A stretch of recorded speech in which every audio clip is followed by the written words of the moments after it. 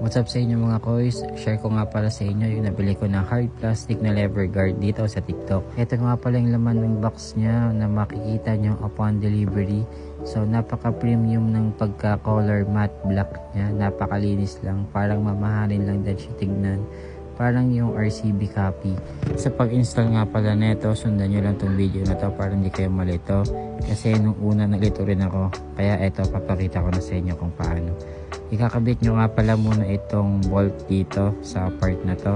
Then isunod nyo itong pinaka flat washer nya sa part niyan. And isunod nyo rin pala itong pinaka lock nya or yung pinaka self locking device nya na ipapasok nyo sa handlebar end. Then habang hinigpitan nyo siya, sumisikip siya sa loob. So madali lang naman talaga siyang ikabit. Pinapakita ko lang din ito para sa mga nag-DIY dyan at walang idea kung paano ikabit yung pinaka handlebar end. So masikip na tong sa left side. Ito naman yung sa my right side. So napakadali lang naman to ikabit. Sa mga walang idea, sundan nyo lang tong video na to. So yun lang. Pakita ko sa inyo itong maigling montage.